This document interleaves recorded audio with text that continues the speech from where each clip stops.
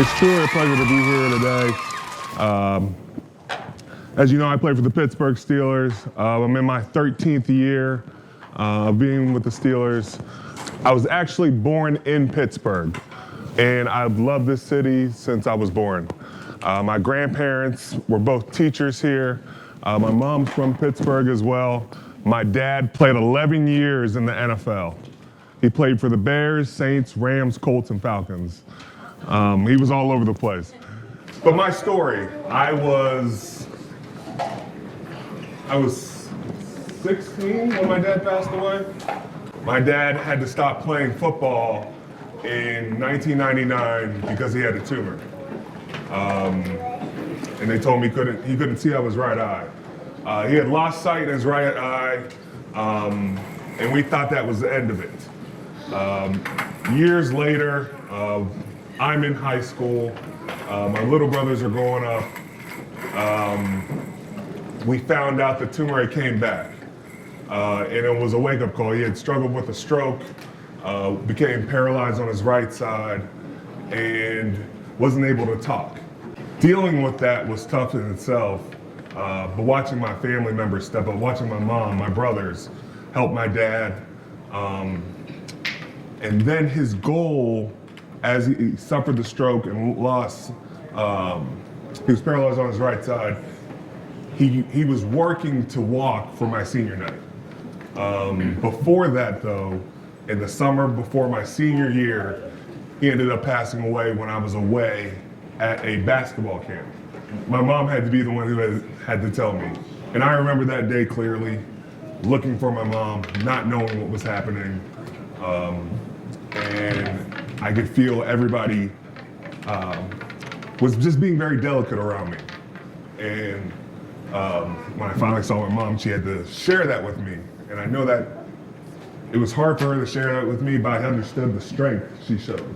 And from that moment, I got to see the strength she showed after that. Whether it was, all during this time, I was deciding where I was gonna go in college to play football, and thinking my dad was gonna be the biggest resource for me in choosing a college. Not having that, my mom stepped up in that moment. I like to think she was like my agent. I like to feel like she knew more about where I was going than I knew I was going. She was asking coaches, do you run a 3-4? Do you run a 4-3? How many D tackles do you have? Where do you see my son going? And I didn't know I was struggling to put those questions together, to ask those questions. And she was going ahead and asking those questions to coaches, and I appreciate her for that. She made my decision easy. I went to Ohio State, graduated in 4 years. I met my wife the first day at Ohio State, and I was relying on my wife, which I didn't know at the time, and I was sharing with her stuff about what was going on. And then I'll take you to senior year. I get injured in the Sugar Bowl my senior year, and I want to get drafted. I want to go play at the next level. And the crazy thing about it is, my dad actually played in New Orleans. That's where the Sugar Bowl was. And I found that moment very special to me because I felt like I was still connecting with him even though he passed away.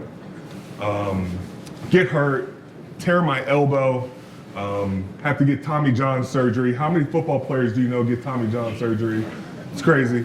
Going through all these different things and not knowing where you're gonna end up. Draft night shows up, have no clue where I was going. You can ask her, we had no clue I would end up back in Pittsburgh. Had all my family down, and that night I get drafted by the Pittsburgh Steelers. And I've always thought to myself, God and my dad have been planning my life out. God and Dad have been working to map out my life. I come back to Pittsburgh. I get to hear stories about my dad. I get to hear how he was involved in the community, how he would go to Children's Hospital and take time out to hear about what was going on. I get to reconnect with my grandparents, my cousins, All these little things that I didn't know were going to add up about being in a special place and hearing the stories day in and day out were really special for me.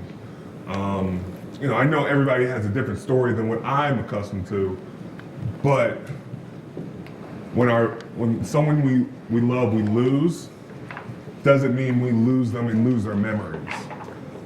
Those memories have, they're special to me. And, even my little brother, he was 7 when my dad passed away.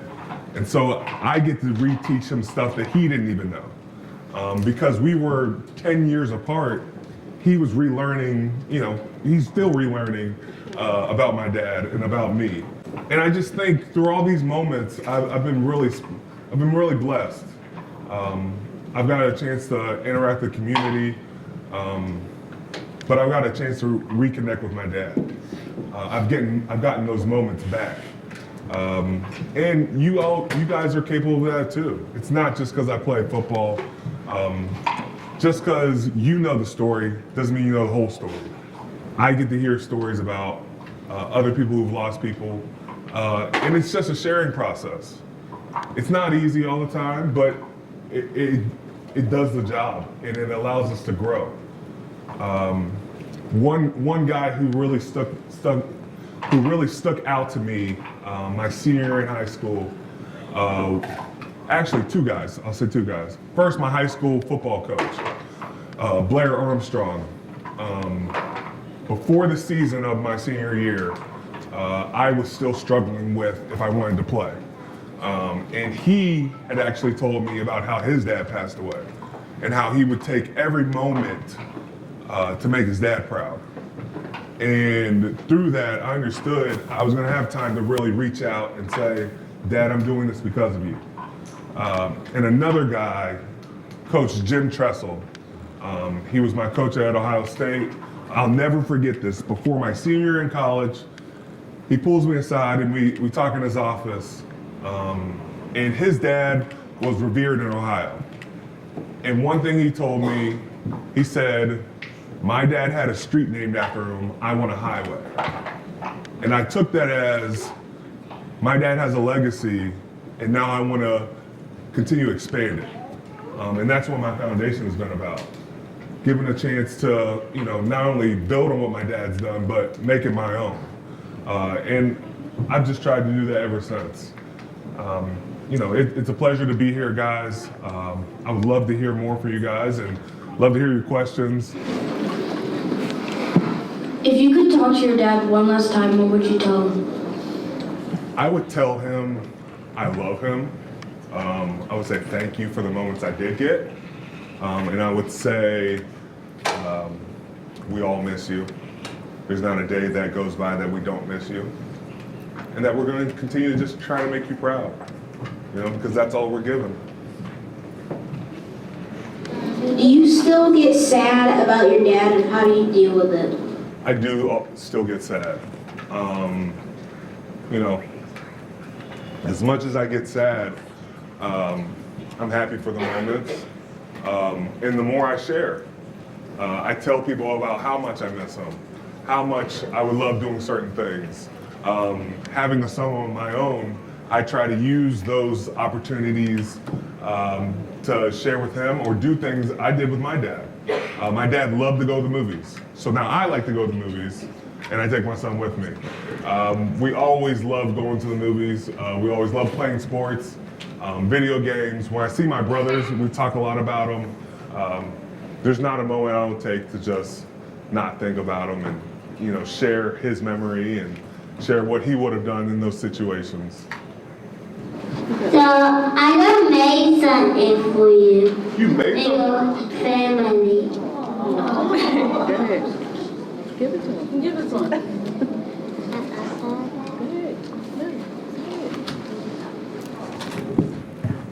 Oh, you didn't have to make me anything. Thank you. You want me to open it now, or you want me to wait? Wait? Okay. Thank you. I appreciate that. How much did you like playing football after like your dad died and everything? something? I think I love it more, honestly.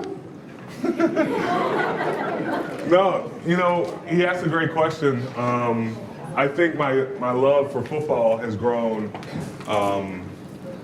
because I think it's something that me and my dad will always share.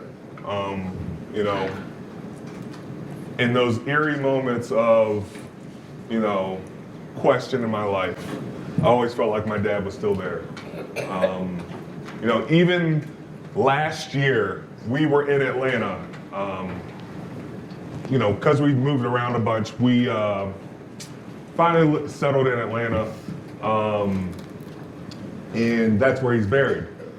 And me and my little brother Connor, before the game, went to go see him at his resting site. And we got a chance to talk to him. And it had been a while, it had been some years. With the pandemic going on and everything, we didn't have a chance to go down as much as we wanted to. After talking to him, we get ready for the game. You know, it's like a homecoming. We have all of our friends and family there. I get a sack on one play, and I'm super excited. Next series, I kid you not, my little brother scores his first touchdown in the NFL. And that's not even the eerie thing about it. The eerie thing about it is he scored this exact same way my dad scored.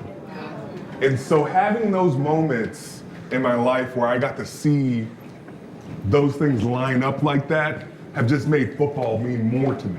And it's meant so much to share these moments and to share these stories about how close football and my family is. Are you gonna play again this season? Do you want me to play? I need you. I'm gonna play this season, I promise. I'll get back. I'll get back just for you. Thank you so much for letting me speak today.